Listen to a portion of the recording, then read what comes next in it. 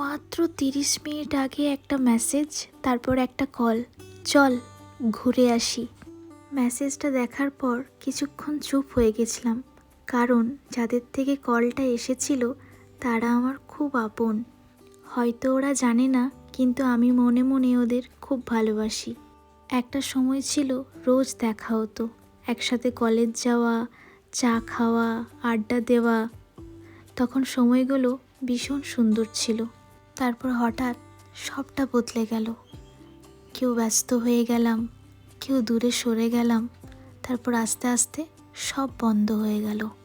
কিন্তু সত্যি বলতে এই কয়েকটা বছর আমি ওদের খুব মিস করেছি, কিন্তু কখনো বলে ওঠা হয়নি।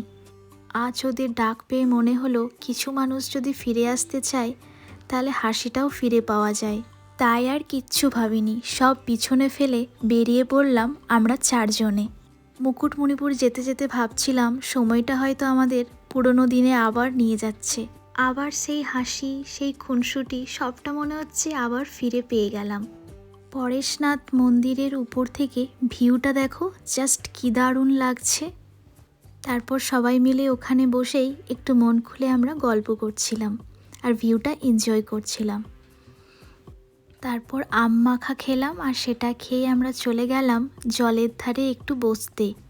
আর এই দুজনের তো বান্দরামির শেষ নেই, ঢিল ফাবড়াচ্ছে, কখনো ভেলা বানিয়ে সেটাকে ভাসাচ্ছে, কোথা থেকে একটা ডাং নিয়ে এসছে সেটাকে পারছে, যে যা পাচ্ছিল করছিল। আর আমি তো সূর্য অস্ত যাচ্ছিল সেটাকে জাস্ট ফিল করছিলাম। প্রকৃতি কত সুন্দর দেখো, কি শান্ত, তাই না?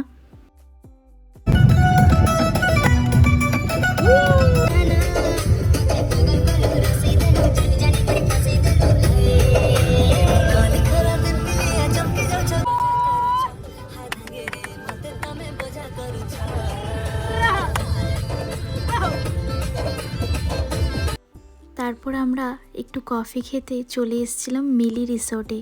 প্রপার্টিটা কিন্তু বেশ সুন্দর, সাজানো গোছানো, সুইমিং পুল আছে, রুমগুলোও বেশ ভালো, দূর থেকে দেখছিলাম তো। তারপর একটু কফি খেয়ে নিলাম, আর তার সাথে খেয়ে নিলাম চিকেন 65। টেস্ট ভালোই ছিল।